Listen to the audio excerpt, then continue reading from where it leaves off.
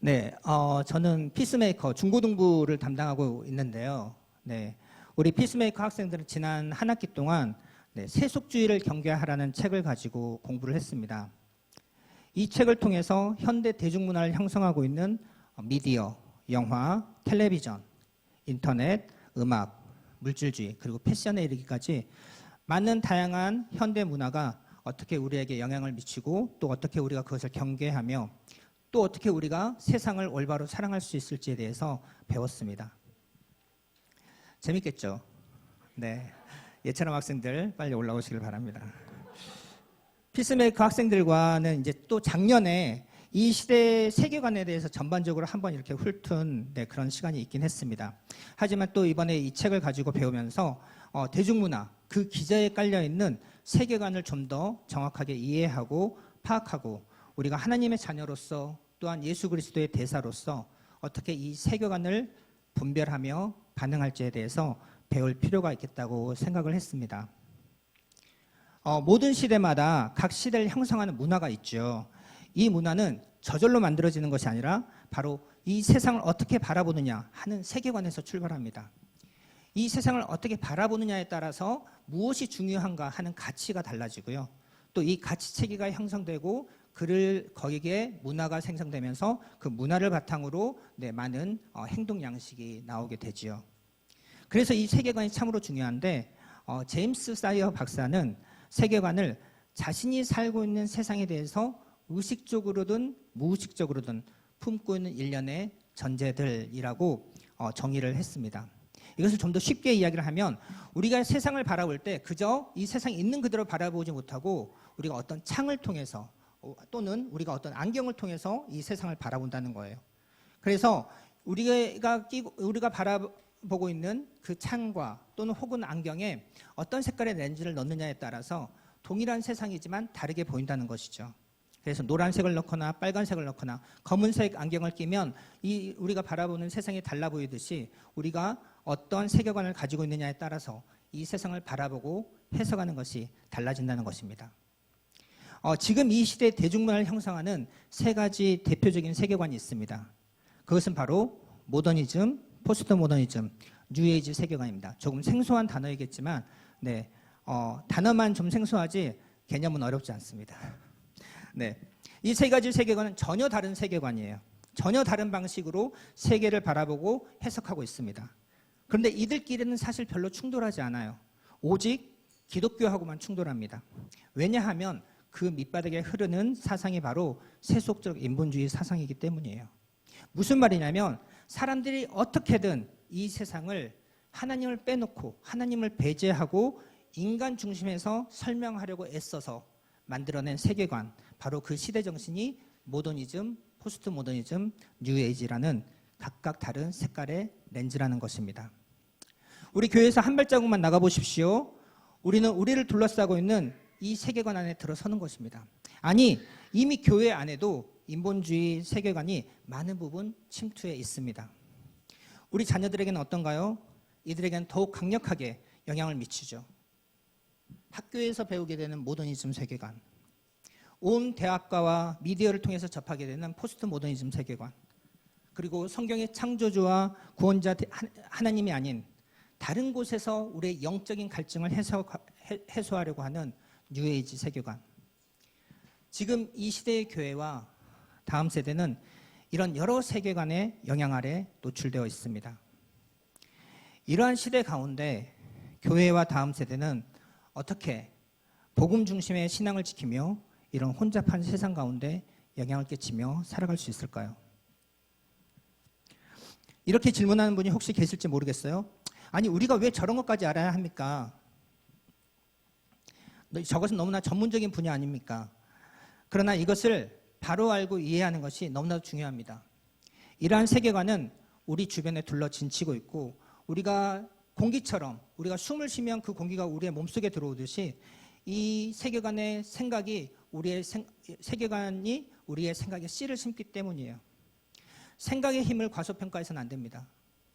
생각은 반드시 그 열매를 거두게 되어 있습니다. 처음에는 절대로 안 돼 했던 것들도 장기적으로 노출이 되다 보면 그렇게 해도 괜찮을 것 같은데 점점 그렇게 생각하는 사람들이 많아지다 보면 처음에 이제 자기처럼 그렇게 반대했던 사람들은 저 사람들은 꽉 막힌 사람들이야. 융통성이 없는 사람들이야. 말이 안 통하는 사람들이야. 이렇게 해서 허용하며 타락했다가 갔던 것들이 바로 우리 기독교의 역사였어요. 그래서 우리는 우리를 둘러싼 세계관을 바로 분별하고 복음과 혼합되지 않도록, 복음이 변질되지 않도록 하는 노력이 필요합니다. 오늘은 이들 세계관 가운데 포스트 모더니즘에 대해서 좀 살펴보고 포스트 모더니즘에 대한 바른 성경적 접근법을 알아보려고 합니다. 이러한 그림을 가장 잘 보여주는 본문 가운데 하나가 바로 사도행전 2장입니다. 이제 우리가 맥체인 성경 묵상 이제 사도행전 막 들어갔죠. 얼마 전에 2장을 했는데 아주 따끈따끈한 여러분들이 잘 알고 있는 본문일 수 있습니다.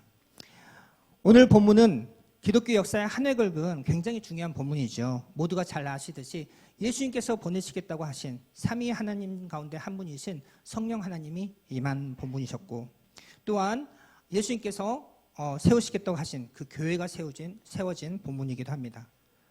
또한 이 본문은 수천 년간 인간에게 저주와도 같은 사실이 깨어진 본문입니다. 그럼 오늘 본문 가운데로 들어가기 앞서서 이 본문 이전에 어떤 일이 있었는지 잠깐 살펴보겠습니다. 예수님께서 6월절에 십자가에서 돌아가셨습니다. 그리고 3일 만에 부활하셨지요.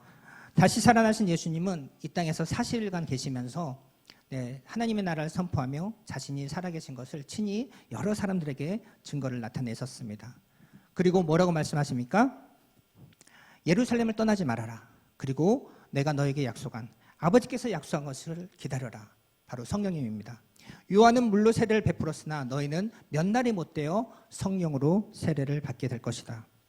예수님께서는 이 말씀을 하시고 하늘로 올라가십니다. 제자들과 예수님의 형제들 그리고 예수님의 어머니와 여인들은 마가의 다락방에 모여서 오직 기도에 힘쓰고 있었습니다. 그리고 마침내 예수님께서 약속하신 성령님이 임하십니다. 오늘 본문 1절 말씀을 우리 함께 다시 읽겠습니다. 1절 시작.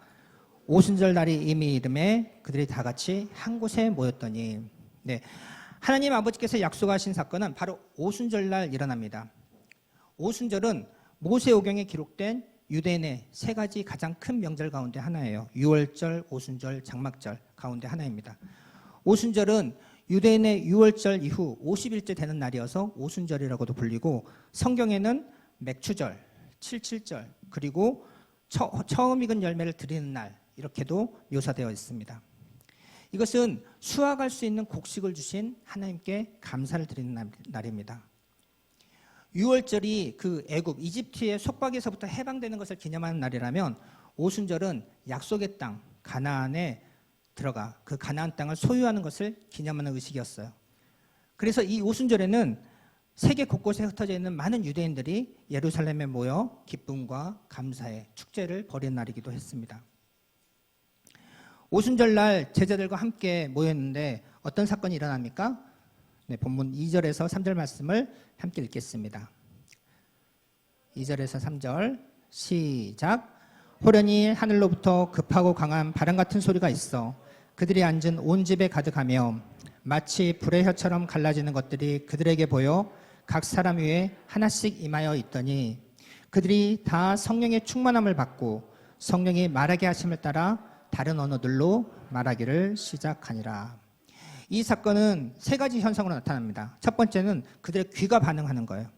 호련히, 갑자기라는 말로 봐서 그 자리에 있던 사람들이 모두 깜짝 놀랄 정도로 갑작스럽게 일어난 일이었습니다. 이 음성은 하늘로부터 온 것이었죠. 급하고 강한 바람 같은 소리가 나기 시작했어요. 그리고 그 소리가 온 집안을 채웁니다. 두 번째는 그들의 눈이 반응합니다. 마치 불의 혀처럼 갈라지는 것들이 각 사람 위에 하나씩 임하는 것이 그들의 눈에 보였어요. 성령이 임하는 것을 볼 수가 있었다는 것입니다. 또한 세 번째는 그들의 입이 반응합니다. 그들이 다 성령의 충만함을 받고 성령이 말하게 하심을 따라 각기 다른 언어들로 말하기를 시작합니다.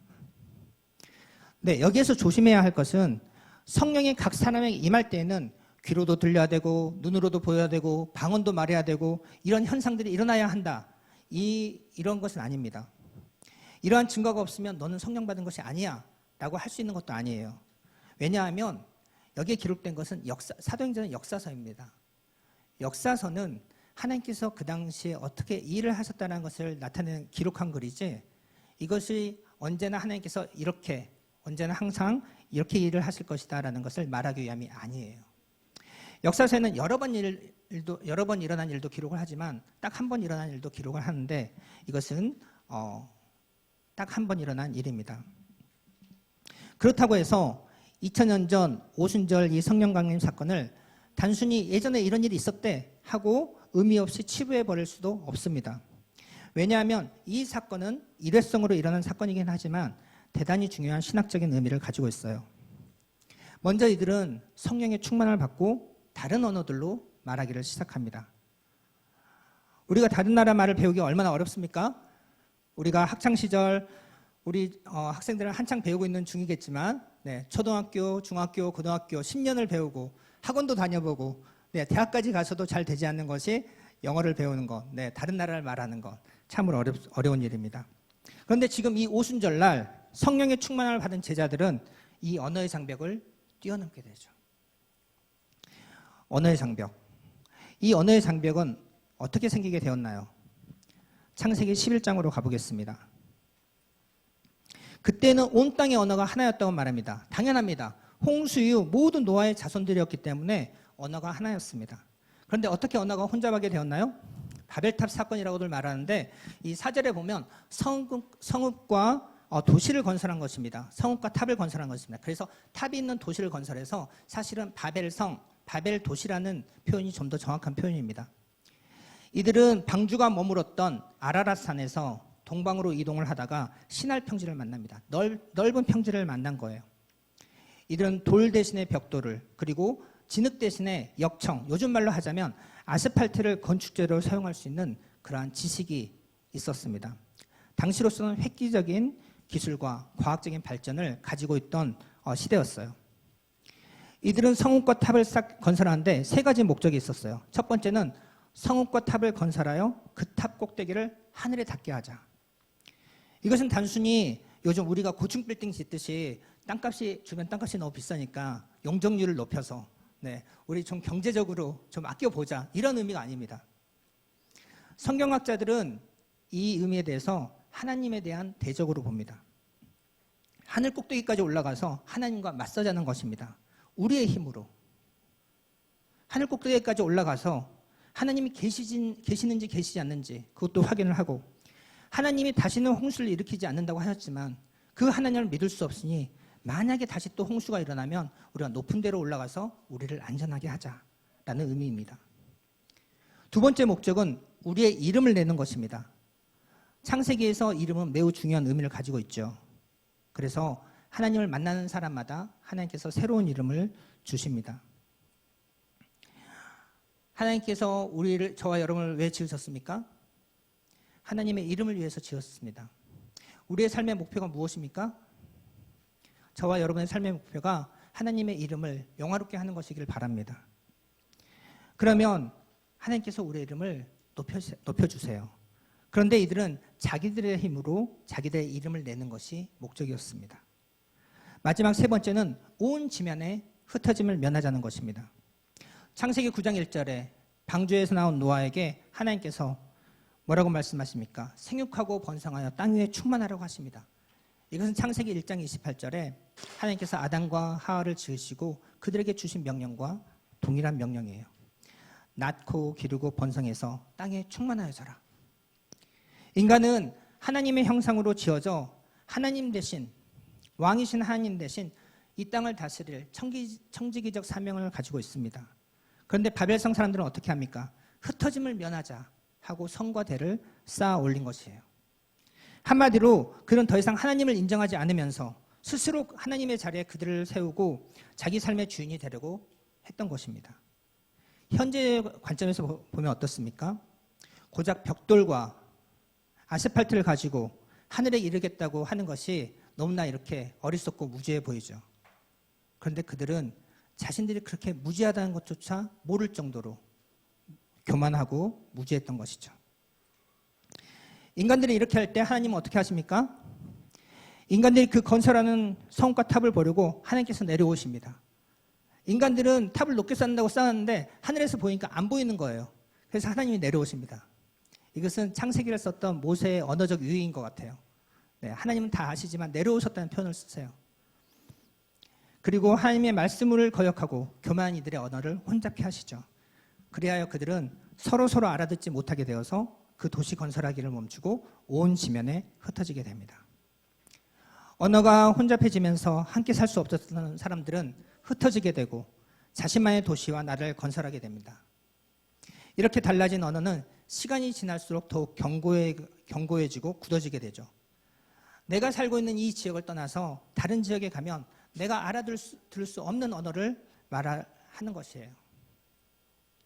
다시 사도행전 2장으로 넘어오겠습니다. 이렇게 사도행전 2장에서 제자들이 다른 나라 말로 말을 할 때 이 말을 듣는 사람들은 어떤 사람들이었습니까?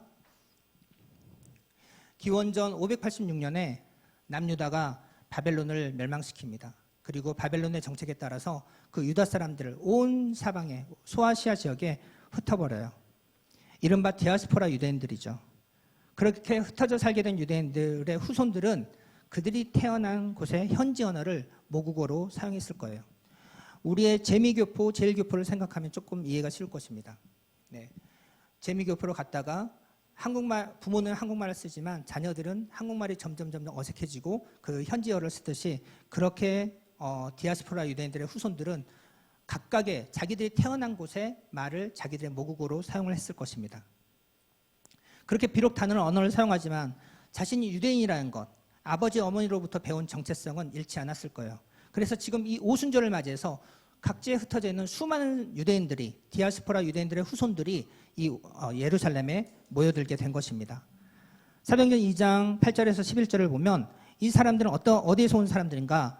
바데인과 메데인과 엘람인과 메소포타미아, 유대와 갑바도기아, 본도와 아시아, 부르기아, 밤빌리아, 애굽, 리비아, 로마로부터 또한 그레데인과 아라비아인들이라. 이렇게 다양한 여러 지역의 여러 언어를 사용하는 사람들이 예루살렘에 모였는데 성령을 받은 제자들이 다른 나라 말로 이야기를 할 때 이들이 이해할 수 있었다는 거예요.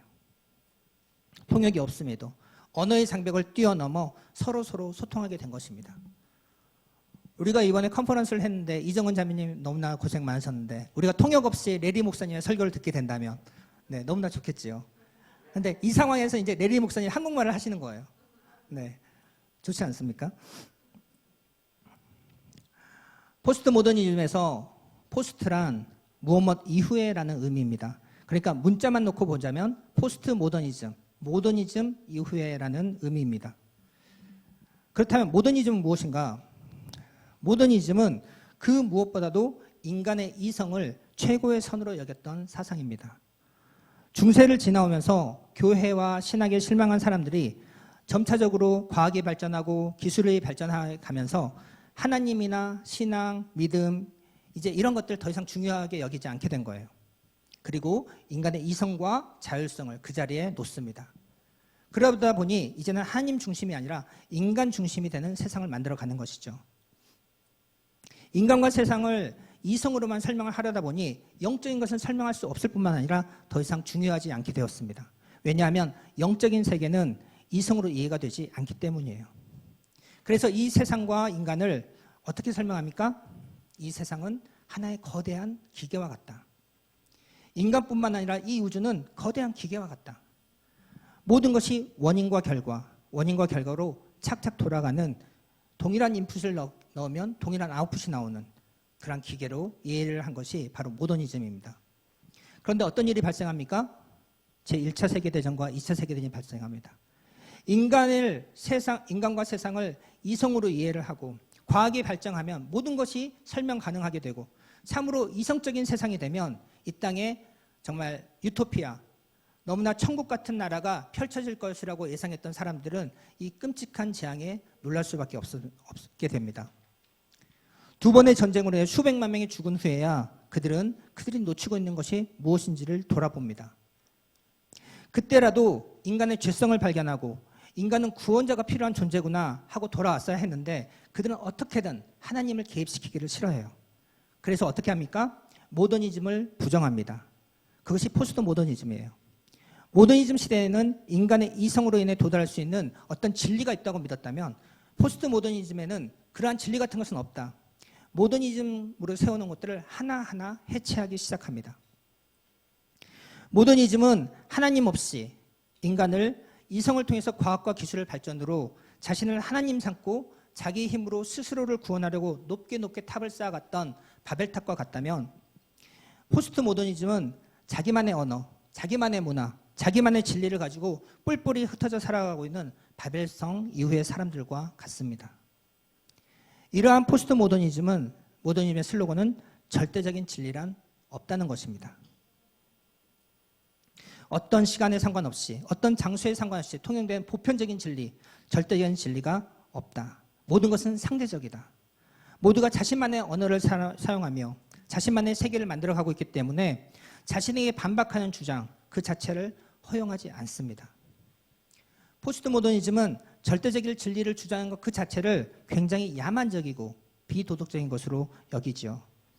그래서 이들에게 기독교의 진리와 복음을 전하는 것은 그 어느 때보다도 어렵습니다. 포스트 모더니즘 이전과 이후를 비교해 보겠습니다. 포스트 모던 이전 시대에는 모든 문화권에서 이러한 개념이 있었어요. 인생이란 무엇입니까? 인생에서 가장 중요한 것은 무엇입니까? 이렇게 물어본다면 그 대답은 아마도 도덕적으로 선하게 사는 것입니다라고 대답을 했을 거예요. 자기 자신을 위해서가 아니라 자기 가족을 위한다든지 자기 지역을 위한다든지 자기 국가를 위해서 살아가는 사람이 되는 거였어요. 인생의 의미는 자기 자신이 누군가인가를 발견하고 자기에게 주어진 의무를 충실히 행하는 것. 가장 피해야 할 모습이 이기적인 사람, 자기만을 주장하는 사람이었던 것이죠. 그런 문화권에서는 다음과 같은 종교적인 개념이 있었습니다. 첫째로는 도덕적인 진리가 있었어요. 두 번째로는 죄책감과 수치심, 부끄러움 이런 개념이 있었어요. 그러니까 첫 번째 그 도덕적인 진리에 도달하지 못했을 때 느끼게 되는 그런 감정들 이런 것들이 있었다는 것이죠. 그리고 세 번째는 이 물질적인 세계를 넘어서는 더 아름답고 더 기뻐할 만한 그런 세상이 있었다는 거예요. 꼭 기독교의 하늘나라가 아니라 할지라도 이 세상 삶 이후에 어떤 내세와 영적인 세계상이 있었다는 것이죠. 그래서 세 가지 개념이 있어요. 도덕적인 진리, 부끄러움, 수치, 죄책감, 그리고 세 번째는 내세, 어떤 영적인 세상. 포스트 모던 이전의 모든 문화권에서는 이런 개념들이 있었어요. 왜냐하면 인생의 의미란 더 선하여지고 더 도덕적이 되고 더 이타적인 사람이 되는 거였기 때문이에요. 그러나 포스트 모던 사회에서는요. 인생이란 무엇입니까? 인생에서 중요한 것은 무엇이라고 생각하십니까? 이렇게 묻는다면 포스트 모던 사람들은 더 이상 선하여지는 것이 아니라 누군가가 나에게 삶의 기준은 어떤 것이다 라고 규정해 주는 것이 아니라 인생의 의미는 자유로워지는 것입니다. 나 자신이 자유롭게 되는 것이 가장 중요한 내가 추구해야 할 목표입니다 라고 대답을 하게 될 거예요. 이전의 시대에서는 인생은 선하여지는 것이라고 대답했지만 포스트 모던 시대에는 자유로워지는 것이라고 이야기를 하고요. 이전의 시대에서는 자신에게 주어진 의무를 다하는 것이 중요했지만 포스트 모던 시대에는 이 인생에서 중요한 것은 나의 갈망과 나의 욕구를 채우는 것이 중요하다고 이야기를 합니다. 그래서 이러한 포스트 모더니즘의 메시지를 다음 네 가지로 정리해 볼 수가 있겠습니다. 첫 번째는 당신은 당신 자신에게 솔직해야 합니다. 이것이 무슨 말이냐면 너 실제로는 다른 사람을 위하여 살기 싫잖아. 너 자신을 위하여 살고 싶잖아. 우리의 죄성을 건드리는 것이죠. 네, 거기에 솔직해져 봐. 너가 정말로 원하는 것을 이야기해 봐. 두 번째는 당신은 당신 자신을 행복하게 해야 합니다. 다른 사람은 행복한데 너만 불행하다고 생각해 봐. 얼마나 억울해. 너의 의무를 다한다고 해서 너가 행복해져? 정말로 중요한 것은 네가 행복해지는 거야. 세 번째는 당신이 다른 누군가를 상처 주지 않는 한 당신은 당신이 원하는 대로 살 수 있습니다. 다른 사람이 다치지 않는다면 내가 원하는 거 무엇이든지 할 수 있어. 괜찮아. 우리의 죄성을 발현시키게 하는 것이죠. 그리고 네 번째는 그 누구도 다른 사람에게 어떻게 살아야 하는지 이야기할 권리가 없습니다. 기준은 내가 정하는 거야. 다른 사람이 정해주지 않는 거야. 절대적인 기준이란 없어. 모든 것이 상대적이야. 우리 젊은 세대들은 이러한 메시지들로 매일매일 폭격을 당하고 있어요. 영화와 드라마를 통해서, 책을 통해서, 노래를 통해서 SNS와 광고를 통해서. 제가 얼마 전에 미국 드라마를 하나 보았는데요. 거기에는 이제 여성이었던 주인공이 동성애를 통해서 자신에게 남성의 성이 있다는 것을 발견하게 돼요. 그리고는 자신의 여자 이름을 남자 이름으로 바꿉니다. 그리고 그 바꾼 자기의 남자 이름을 가족들과 친구들에게 나 이름을 이렇게 바꿨어 하고 이야기를 해주죠. 그랬더니 그 가족과 친구들의 반응이 야, 너 자신을 진정한 너 자신을 발견하기 위해서 너무나 기쁘다. 야, 너가 행복하다니까 나도 행복해. 야, 이거 정말 축하할 만한 일이 생겼다. 이제는 지금 나오는 현 영화나 드라마에서는 그 누구도 너 그래서는 안 돼. 이런 반응은 없습니다. 그것을 보고 듣는 우리 청소년들은 아, 저런 것이 쿨한 것이구나. 저렇게 다름을 인정해 주는 것이 당연한 것이구나. 라고 받아들이는 거예요. 이것이 영화와 드라마 속에 들어있는 포스트 모더니즘의 메시지입니다. 우리 자녀들은 이러한 메시지를 매 순간 노출되어 있는 것이죠. 서구에서 시작된 모더니즘은 천천히 전파되었어요. 그래서 이 자리에 계신 저와 비슷한 어머니, 아버지 또래이신 분들은 아마도 모더니즘 세대일 거예요. 그런데 교통과 통신, 인터넷의 발달로 지금 우리 자녀들은 현재 지금 전 세계 젊은이들이 보고 느끼고 생각하는 방식을 바로바로 흡수해서 적용하고 있습니다. 그러니까 지금 모더니즘에서 포스트 모더니즘으로 서구 같은 경우는 한 3세대, 4세대에 대해 걸쳐서 점차적으로 변화했던 것이 우리는 1세대 만에 굉장히 다른 변화를 겪고 있는 것이죠. 그렇다면 이렇게 가파른 변화가 일어나는 세상 가운데 교회는 어떤 자세를 취해야 할까요? 우리는 우리 다음 세대의 자녀들을 어떻게 교육시켜야 할까요? 우리 다음 세대 친구들은 어떻게 수많은 미디어들로부터 쏟아져 나오는 이 포스트 모더니즘 메시지들을 분별하고 자기의 신앙을 지키며 보호할 수 있을까요? 포스트 모더니즘 사회를 살아가는 자세에 대해서 약간의 힌트를 오늘 본문 말씀에서 얻을 수 있습니다. 두 가지를 살펴보겠습니다. 첫 번째는 오늘 본문 말씀을 보면 성령을 받은 제자들이 성령이 말하게 하심을 따라 각기 다른 언어들로 말하기 시작합니다. 혼잡해진 언어 사회 속에서 소통을 가능하게 한 것은 성령을 받은 제자들이었어요. 제자들의 말이 변했습니다. 성령께서 하신 일은 제자들이 자기 말, 그러니까 유대 말을 하는데 다른 사람들이 그 말을 자기네 말로 알아들은 것이 아니라 성령을 받은 제자들의 말을 바꾸었어요. 우리는 포스트 모더니즘 시대 가운데 이러한 자세로 나아가야 합니다.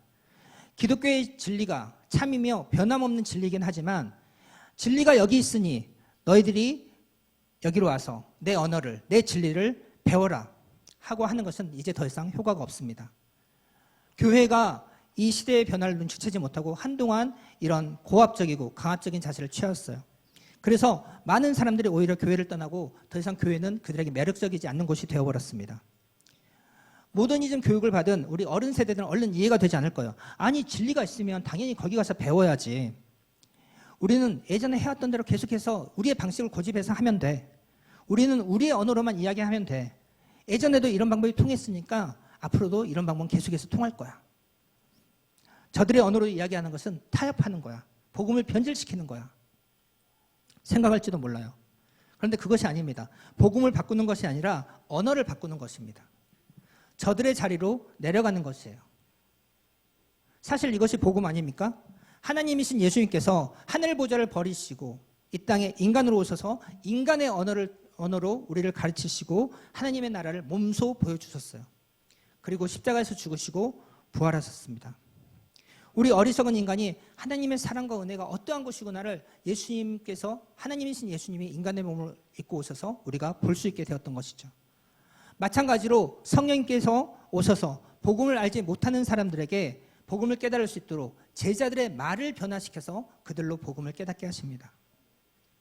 이것이 복음의 방법입니다. 그래서 우리는 더 이상 강압적이거나 고압적인 자세가 아니라 우리가 진리를 가지고 있으니 와서 배우라는 태도가 아니라 겸손하고 온유하고 부드럽게 친절하게 저들의 언어로 다가가야 하는 것입니다. 바울 역시 이방인들에게 이렇게 다가가는 것을 볼 수가 있어요. 사도행전 17장에 보면 바울이 그리스 아테네에서 사람들에게 복음을 전하는 장면이 나옵니다. 아테네는 당시 수많은 우상들로 가득했던 우상의 백화점과도 같은 도시였어요. 바울은 그 도시에 우상이 가득한 것을 보고 마음에 격분이 일어납니다. 분노가 일어나요. 그런데 바울은 자기의 마음의 그 분노대로 행하지 않습니다. 오히려 바울은 아테네 사람들의 그 종교심과 그 철학에 대한 열정을 생각해서 거기서부터 주제를 끌어냅니다.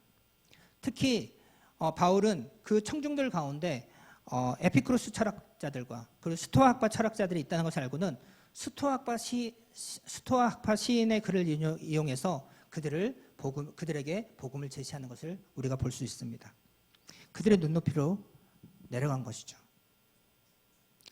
우리가 사도행전 2장에서 배울 수 있는 두 번째 태도는 복음에 있어서는 결코 흔들리지 말아야 한다는 것입니다. 사도행전 2장에 여러 나라 언어를 말하던 제자들의 메시지는 단 하나였습니다.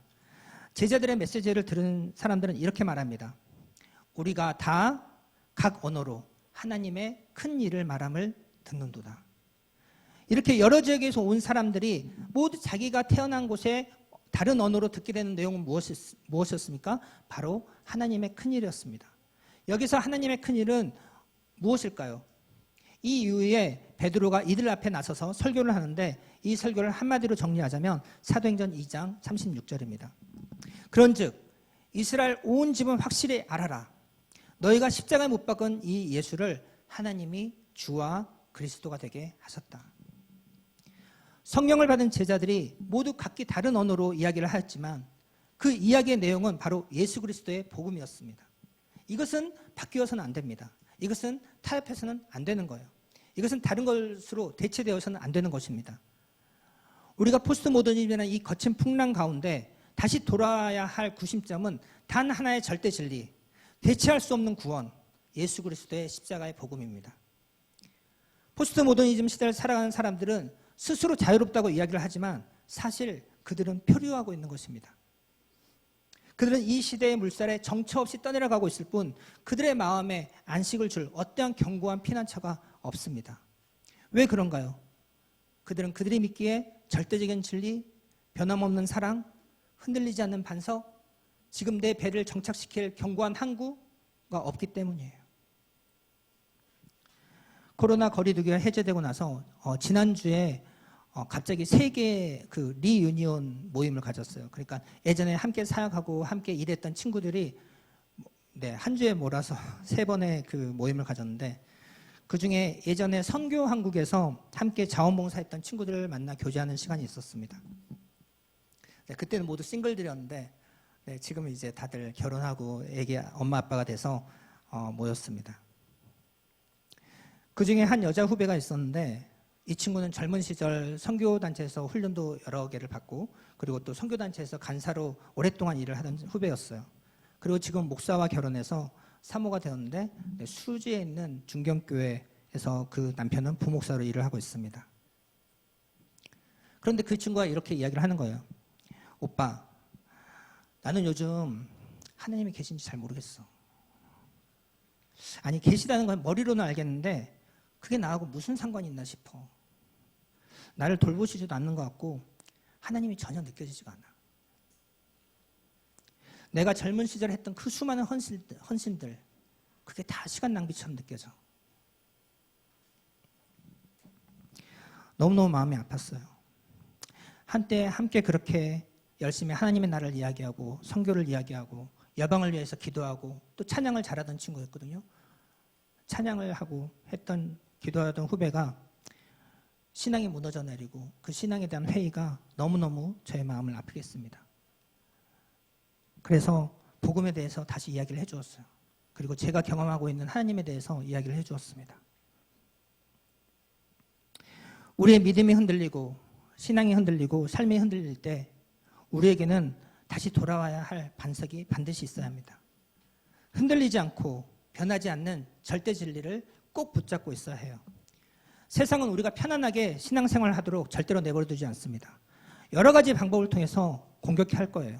건강을 통해서든 재정을 통해서든 관계를 통해서든. 그런데 그중에서 가장 무서운 공격은 생각을 통해서 들어오는 공격이에요. 이것은 얼마나 신앙생활을 오래 했든지 상관이 없습니다. 얼마나 어떤 직책을 맡고 있든지 상관이 없어요. 목사도, 사모도, 교사도, 서번트도 모두 무너질 수 있습니다. 선교활동을 했든 전도 왕이 되었든 상관이 없어요. 얼마나 오랫동안 집에서 홈스쿨을 했든 상관이 없어요. 그 모든 시간을 무의미하게 만들어버립니다. 그래서 우리는 우리의 생각에 파수꾼을 세워야 해요. 흔들리지 않는 절대 진리를 꼭 붙잡고 있어야 합니다.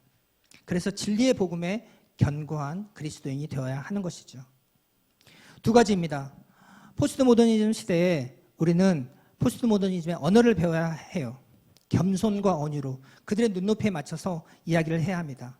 예수님께서 그러셨듯이, 성령께서 그러셨듯이, 바울이 그러했듯이 그들의 자리로 내려가서 그들의 언어로 이야기하는 것입니다. 그들의 말을 들어주는 거예요. 그들을 어느 정도 인정을 해주는 거예요. 배척하지 않고, 강압적이지 않고, 고압적이지 않고, 겸손하고 온유하게.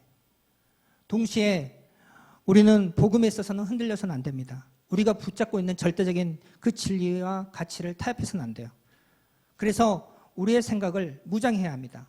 매일매일 자신에게 복음을 전해야 합니다. 이 시대를 주름잡고 있는 이 세계관과의 싸움은 마치 골리앗을 대하는 것처럼 두렵습니다. 너무나도 크고 너무나도 커다란 영향력 때문이죠. 그 영향력이 압도됩니다. 그러나 이번 컨퍼런스 주제처럼 두려워하지 마십시오. Do not fear.